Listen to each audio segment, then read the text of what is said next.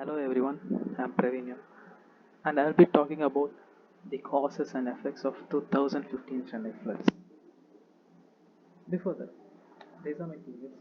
We'll be discussing about the 2015 Chennai flood from various aspects.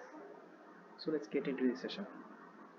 So the 2015 flood was pretty unforgettable because it caused a lot of losses for many people. So the major causes of flood are listed below. So I'll be explaining about the El Nino and the post-city planning and etc. So some experts say that the extreme El Nino condition, actually this is the cyclone, okay, which is being formed on the coast of Tamil Nadu and Andhra Pradesh. So the extreme El Nino conditions and the warming trends, so I'll explain it as a picture there. The warming trends in the Bay of Bengal contributed to the unprecedented rainfall witnessed in Chennai for 2 to 3 days. So El Nino is just one factor that led to the severe rainfall.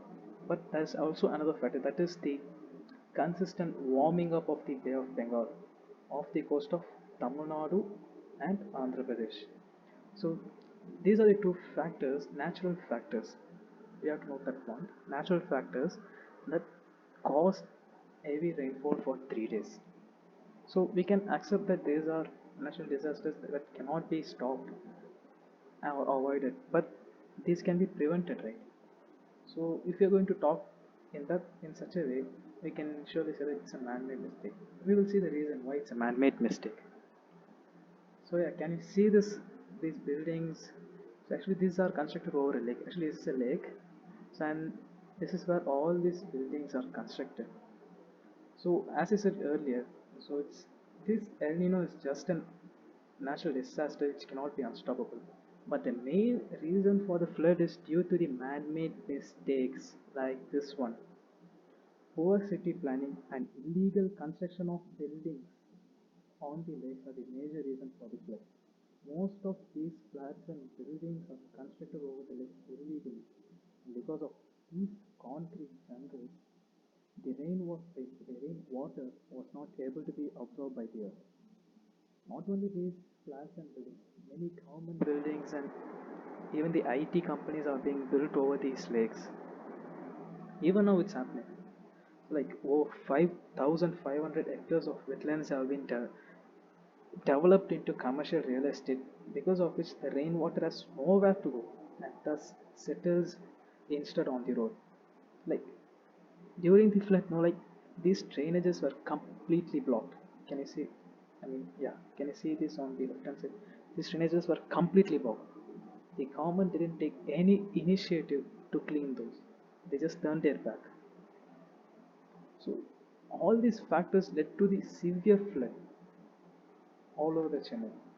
So another reason is, this is the Adyar River. So this is where the water goes joins into the sea. So all these buildings are being constructed over the lakes. I think you can see it clearly. See, I don't know how these buildings are being constructed near the sea. It's crazy, right? Yeah. So, and the other reason is Chembrambakam Dam. The lake was open overnight in a short period of time without prior information at all. The, this excess water flows through this Alayar river, and these banks of the rivers were not properly maintained at all. They were not clean, and they were untidy. So, and because of this, the banks were not able to hold the water. The Adyar River could not hold the water anymore, and thus the water entered into residential areas. It's like a chain reaction. All these things happen only due to the negligence of the government officials. If all these were literally, if were they properly maintained, the floods could not have occurred.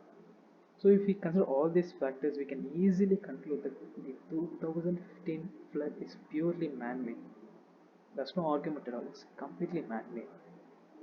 So if proper steps were taken prior to the cyclone, such a massive flood could have been easily prevented at any cost. Literally, the government failed. So we just looked at the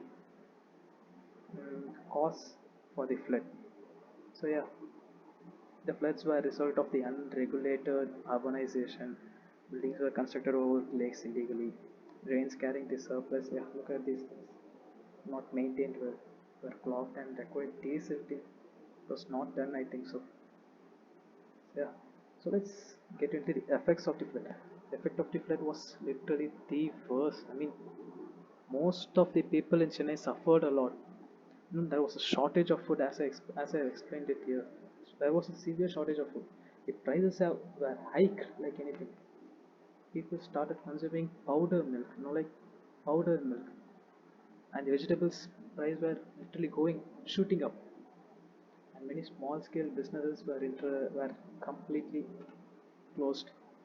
There were big losses, and yeah, it was a pretty terrible loss for everyone, not only for the people. Many people lost their lives and lost their closed ones, and yeah, there was no transportation in the city due to flood. Many people were living on their terrace, on the or waiting for the helicopters to throw their food. Yeah, these are the cars that are completely damaged due to flood, and people they are waiting for the food, preparing food. See how worse these situations are.